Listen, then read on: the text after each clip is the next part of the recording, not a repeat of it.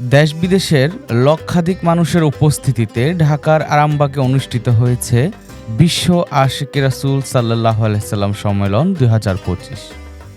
প্রখ্যাত সমাজ ও ধর্মীয় সংস্কারক বীর মুক্তিযোদ্ধা হযরত সৈয়দ মাহবুবে খোদা দেওয়ানবাগী রহমতুল্লাহ আলাইহির ৭৬তম শুভ জন্মদিন উপলক্ষে শুক্রবার দিনব্যাপী এই মহাসম্মেলন অনুষ্ঠিত হয়।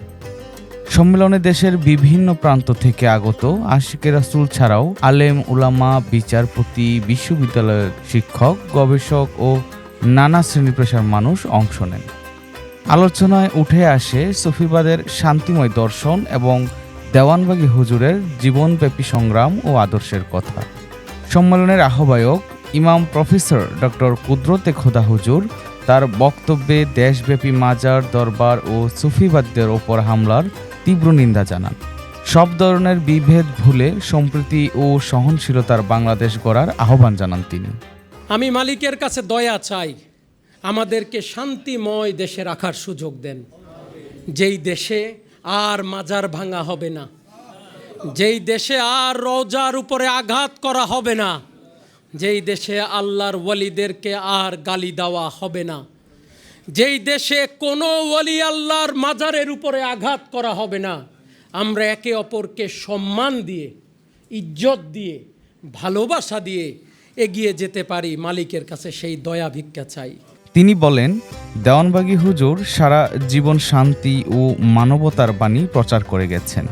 বিরোধিতা ও প্রতিকূলতার মধ্যেও তিনি কখনোই সুফিবাদের শান্তির পথ থেকে সরে আসেননি। ইমাম কুদরতে খোদা স্মরণ করেন, মহান মুক্তিযুদ্ধে দেওয়ানবাগী হুজুর অস্ত্র হাতে যুদ্ধ করেছিলেন। স্বাধীনতার পর তিনি মানুষকে রিপুর দাসত্ব থেকে মুক্ত করে পবিত্র ও চরিত্রবান জীবনের পথে পরিচালিত করতে আজীবন সংগ্রাম চালিয়ে যান। ওলি আল্লাহগণ আল্লাহর দ্বারা মনোনীত, আল্লাহর থেকে মনোনীত। আল্লাহ তাআলা মনোনয়ন করেছেন, সিদ্ধান্ত নিয়েছেন তাকে দিয়ে আল্লাহর আদর্শ সমাজের মাঝে প্রচার করবেন। বাবা দেওয়ানবাগী রহমাতুল্লাহ আলাই এত বড় মহামানব ছিলেন, যিনি শুধু নিজেকে আলোকিত করেছেন এমন নয়, তিনি তার আলোয় লক্ষ লক্ষ মানুষকে, কোটি কোটি মানুষকে আল্লাহ ও রাসূলের পথ দেখিয়েছেন। তার বহু মুরিদ শুধু নিজেকে আলোকিত করেন নাই, তার ব্যক্তি জীবনে রাসূলের দিদার পেয়েছেন। তিনি একদিকে যেমন ছিলেন মুক্তিযোদ্ধা, দেশ স্বাধীনের জন্যে, দেশকে রক্ষার লক্ষ্যে যেমন তিনি অস্ত্র হাতে নিয়েছিলেন, দেশ স্বাধীনের পরে মানুষকে স্বাধীন করার লক্ষ্যে, শয়তানের কাছ থেকে মুক্ত করার লক্ষ্যে তিনি আবার ওই পথেই নামলেন, এই ৩.৫ হাত দেহকে স্বাধীন করার জন্যে। আমাদের দেশ হিসেবে, দেশের নাগরিক হিসেবে সুন্দরভাবে বেঁচে থাকার অধিকার আছে। এই দেশ সকলের, এই দেশ কোনো একটি জাতির, একটি বর্ণের, একটি ভাষার মানুষের না, সবার। আমরা ভ্রাতৃত্ব, ভালোবাসা, মহাব্বত দিয়ে যাতে একে অপরকে নিয়ে, সবাইকে নিয়ে চলতে পারি, আপনাদের সবার কাছে এই কামনা করি। যারাই দেশ চালাবেন, যারা চালাচ্ছেন, আগামীতে চালাবেন, সবার কাছে একটি কামনা, চলুন না হিংসা বিদ্বেষ ভুলে ভালোবাসা দিয়ে মানুষের মন জয় করি। আল্লাহর উপরে ভরসা করে মালিকের সন্তুষ্টির কথা চিন্তা করলে, যে আল্লাহ দেখছেন আমি যা করি, প্রত্যেকটি মানুষ যদি এইটা অনুধাবন করে, বান্দা যা করে আল্লাহ তা দেখেন, সে আর খারাপ কাজ করতে পারবে না।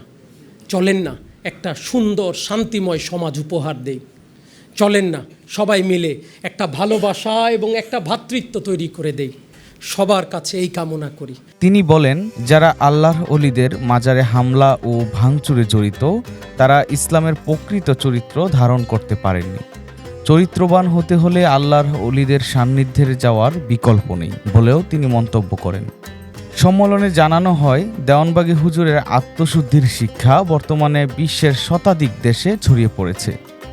এই শিক্ষা গ্রহণ করে কোটি মানুষ নিজেদের চরিত্রবান মানুষ হিসেবে গড়ে তুলছেন। তিনার শৈশবকালটা ছিল খুব শান্তপ্রিয় ও মমতায় ঘেরা আল্লাহ রহমতের চাদর তলে তিনি নিরাপদে ছিলেন। যুগের মুজাদ্দেদ, যুগের মহান সংস্কারক, সুফি সম্রাট, সাদাবানবাগী দয়াল দরদি মোর্শেদ কেবলাজান রসুলের আশেকদের এই প্রেমের শিক্ষা মানুষকে দিয়ে বিশ্ব আশেক রাসূল সাল্লাল্লাহু আলাইহি ওয়াসাল্লাম সম্মেলনের আয়োজন করেছিল। প্রায় 2.5 যুগ হতে চলেছে।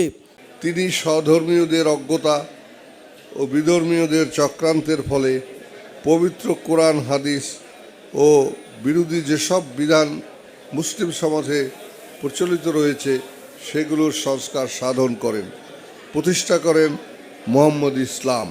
বর্তমানে হুজুর কেবলাজানের উত্তরসূরি মোহাম্মদ ইসলামের নেতৃত্বে প্রদানকারী ইমাম প্রফেসর ডক্টর আরশাম কুদরতে খোদা এই ধারাকে অব্যাহত রাখেন। আমাদের এই শান্তির ধর্ম মোহাম্মদ ইসলামের শাশ্বত বাণী হচ্ছে এক আল্লাহর প্রতি পূর্ণ আত্মসমর্পণের মাধ্যমে প্রকৃত মানব পরিণত হওয়া। আল্লাহতে আত্মসমর্পিত ব্যক্তির দ্বারাই সমাজের মানুষের কল্যাণ আসতে পারে। আল্লাহ পাক বলছেন, মোর হতে ছিল প্রিয়তম যাহা, আমার আলোর আলো মুহাম্মদ সে, তারেই দিলাম তোমারে বাসিয়া ভালো। যে খুশনসিব গিয়েছে ওই নামের স্রোতে ভেসে, বুঝেছে সে কোরআন হাদিস ফিকা এক নিমেষে। মোর নবীজির বড় মালা করেছে যার হৃদয় আলা, বেহেস্তের সে আশ রাখে না, তার নাই দুজখের ভয়। বালাগাল উলা বিকামালিহি কাশাফাত দুজা বিজামালিহি, উল মখলুক গাহে হযরত বালাগাল উলা বিকামালিহি। রাসূল সাল্লাল্লাহু আলাইহি সাল্লামের চরিত্র পাবো আমরা নায়েবে রাসূলের মাধ্যমে।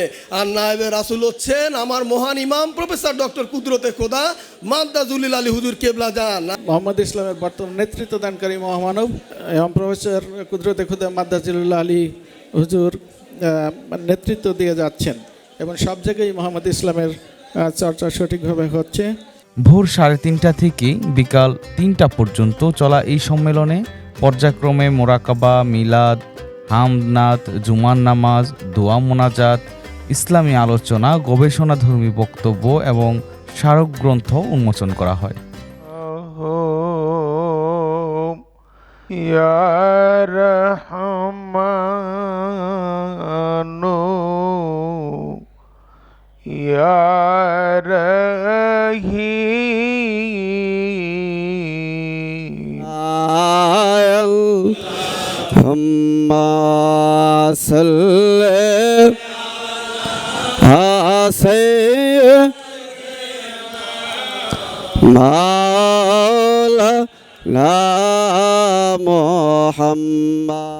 পুরো প্রাঙ্গণ জুড়ে ধ্বনিত হয় ইয়া রাসূলুল্লাহ ইয়া হাবিবাল্লাহ স্লোগান।